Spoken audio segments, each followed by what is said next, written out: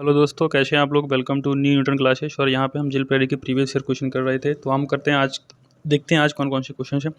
तो सबसे पहला क्वेश्चन जो है वो है कि भारत में राष्ट्रीय चिकित्सक दिवस अ, की जन्म और मृत्यु के रूप में मनाया जाता है। तो ये आपको याद रखना है किसके जन्म और मृत्यु दिवस के रूप में मनाया जाता है। तो आपको याद रखना है कि ये डॉक्टर विधान चंद्र रॉय, ठीक है। इनकी मृत्यु और जन्म दोनों 1 जुलाई को हुए थे, इसलिए डॉक्टर विधान चंद्र रॉय के जन्म दिवस और मृत्यु दिवस 1 जुलाई को क्या मनाया जाता है, डॉक्टर चिकित्सक दिवस मनाया जाता है। इसके साथ ही आपको याद रखना है कि ये डॉक्टर विधान चंद्र रॉय कहाँ से बिलोंग करते थे। तो ये वेस्ट बंगाल से थे। और इसके साथ ही ये वेस्ट बंगाल पश्चिम बंगाल के क्या है सीएम भी रह चुके थे। और इसके साथ ही आपको याद रखना है कि इनको भारत भारत रत्न कब दिया गया था। तो 1961 में चिकित्सा के 1961 में इनको भारत रत्न दिया गया था, ठीक है। किसको, डॉक्टर विधान चंद्र रॉय को। वही अगला क्वेश्चन क्या है, अगला जो क्वेश्चन है वो है कि भारत छोड़ो संकल्प को मंजूरी देने के लिए अखिल भारतीय कांग्रेस कमेटी की बैठक जो की बैठक कहाँ पे हुई थी। तो आपको याद रखना है कि ये बैठक जो हुई थी वो हुई थी बॉम्बे में। और बॉम्बे में भी किस जगह हुई थी, तो बॉम्बे में आपको याद रखना है कि ग्वालियर टैंक की जगह थी, वहाँ पे हुई थी। और इसकी अध्यक्षता किसने की थी, इसकी अध्यक्षता की थी अबुल कलाम आज़ाद ने। कब हुई थी, 7 अगस्त 1942 को, ठीक है। और इसी के साथ ही 8 अगस्त 1942 को भारत छोड़ो आंदोलन को मंजूरी मिल गई थी, ठीक है। अगला क्वेश्चन देखते हैं। अगला जो क्वेश्चन है वो है कि कृत्रिम बारिश करवाने के लिए क्लाउड सीडिंग की प्रक्रिया में बादलों में कौन से रसायन का छिड़काव किया जाता है। तो आपको याद रखना है कि इसमें किसका किया जाता है, सिल्वर आयोडाइड का छिड़काव किया जाता है, ठीक है। अगला क्वेश्चन क्या है, अगला जो क्वेश्चन है वो है कि कार्यक्रम राष्ट्रीय ग्रामीण पेयजल कार्यक्रम कार्यक्रम योजना द्वारा शुरू की गई है। तो कौन सा मंत्रालय के द्वारा की गई थी। तो आपको ये वैसे ही समझ में आ रहा होगा कि किसके द्वारा की जाएगी। तो आपको की जाएगी पेयजल एवं स्वच्छता मंत्रालय के द्वारा, ठीक है। इसके साथ ही मैं आपको बता देता हूँ कि हमारे जो कैबिनेट मिनिस्टर कौन है पेयजल एवं स्वच्छता मंत्रालय के। तो पेयजल एवं स्वच्छता मंत्रालय के जो कैबिनेट मिनिस्टर हैं वो हैं गजेंद्र सिंह शेखावत। वहीं अगर मैं बात करूँ पर्यावरण वन और जलवायु परिवर्तन मंत्रालय के कौन है, तो इसके जो हैं वो हैं प्रकाश जावड़ेकर जी, कैबिनेट मिनिस्टर। वहीं अगर मैं बात करूँ मानव संसाधन विकास मंत्रालय या फिर एमएचआरडी के मिनिस्टर कौन है, तो आपका याद रखना है रमेश पोखरियाल। वहीं अगर मैं बात करूँ ग्रामीण विकास मंत्रालय किसके पास है, तो ये जो है हमारे नरेंद्र सिंह तोमर जी के पास है। तो अगला जो क्वेश्चन है वो है कि मध्य प्रदेश में निम्नलिखित के शहर में केंद्रीय मंत्रिमंडल ने 4 राष्ट्रीय डिजाइन संस्था में से एक की स्थापना को मंजूरी दी है। तो ये आपको याद रखना है, इसका आंसर क्या होगा, इसका आंसर है भोपाल।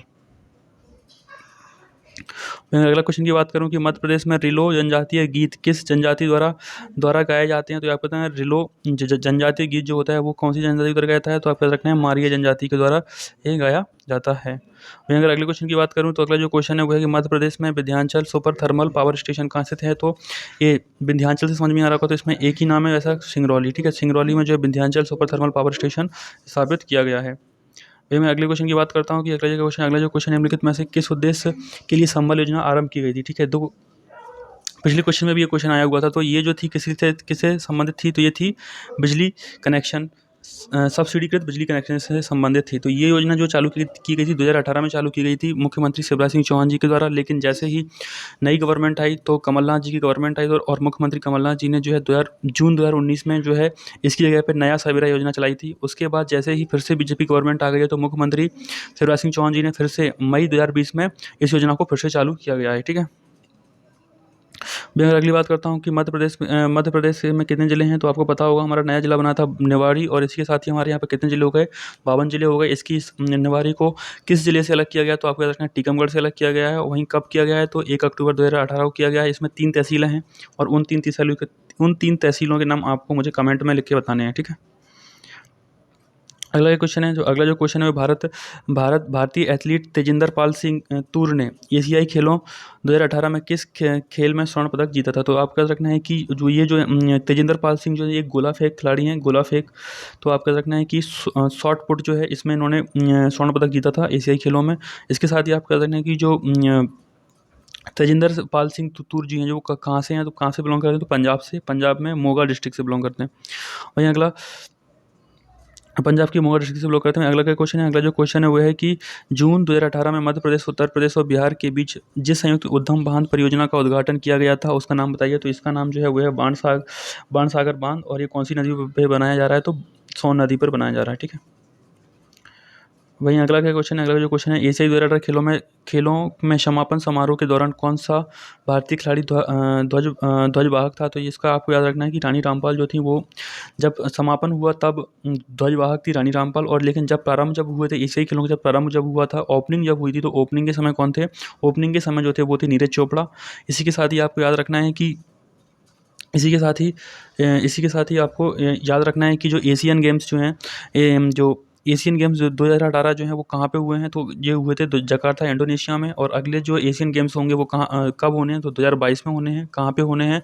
तो एक हैंगजोहू जगह करके नाम का जगह, हैंगजोहू चाइना में, ठीक है, हैंगजोहू करके जगह का नाम है, चाइना में, वहाँ पे होने हैं, ठीक है, 2022 के। वहीं अगर मैं बात करूँ कि रानी रामपाल जो है एक हॉकी प्लेयर है, ठीक है, और कहाँ से बिलोंग करती हैं? हरियाणा से। वहीं अगर मैं बात करूँ नीरज पाल भी जो है, ये जो है हरियाणा के पानीपत से बिलोंग करते हैं, और ये जो है एक जेवलिन थ्रोअर हैं। रानी रामपाल जो है वो हॉकी प्लेयर है, नीरज चोपड़ा जो है वो एक जेवलिन थ्रोअर हैं। वहीं अगर मैं बात करूँ मैरी कॉम जो है वो हैं एक बॉक्सिंग चैंपियन है, जो कि मणिपुर से बिलोंग करती हैं, ठीक है।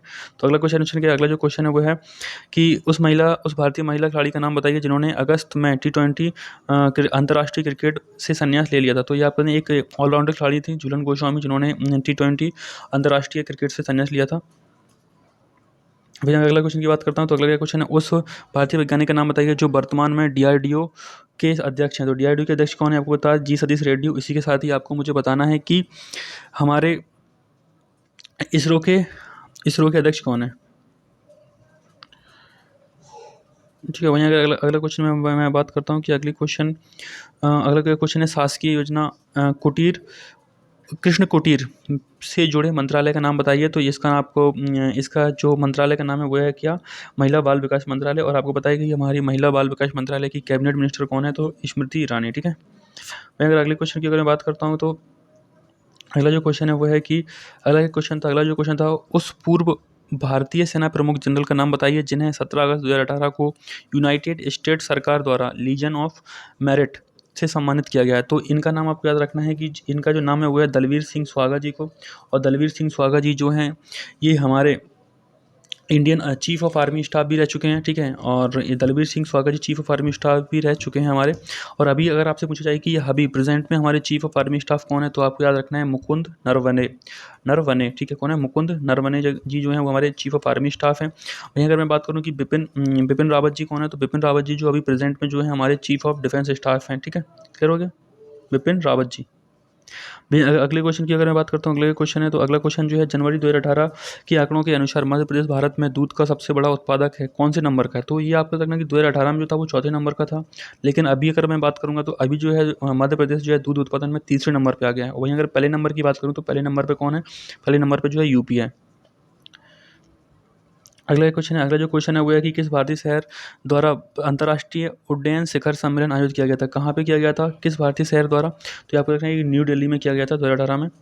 वहीं अगर मैं बात करूँ अगले क्वेश्चन की, अगला जो क्वेश्चन है कि मध्य प्रदेश में प्रसाद योजना के तहत विकास के लिए निम्नलिखित में से कौन सा स्थल चुना गया? तो ये आपको देखना है कि प्रसाद योजना जो चलाई गई थी 2014-15 में चलाई गई थी, और इस योजना के तहत 25 स्टेट के जो 41 शहरों को डेवलप या फिर स्थलों को डेवलपमेंट के लिए लिया गया था, जिसमें से हमारे मध्य प्रदेश में से जो लिया गया था वो लिया गया था ओमकारेश्वर, या फिर मैं बोलूँ अमरकंटक को लिया गया था, ठीक है।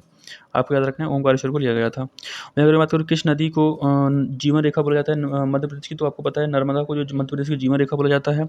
नर्मदा की अगर मैं बात करूँ तो नर्मदा जो है हमारे यहाँ से अमरकंटक से निकलती है, और अमरकंटक से निकलती है, इसके साथ ही 3 स्टेट में बहती है, मध्य प्रदेश, महाराष्ट्र और गुजरात में। और सबसे अधिक जो है मध्य प्रदेश में बहती है। इसकी टोटल लंबाई कितनी है? तो 13-12 किलोमीटर जो है इसकी टोटल लंबाई है, ठीक है। ये आपको याद रखना है। और इसी के साथ ही हम लोग आज के इतनी क्वेश्चन थे आज के पेपर में। तो अगले पेपर के क्वेश्चन हम लोग नेक्स्ट डे सॉल्व करेंगे। आज के लिए इतना ही। Thank you.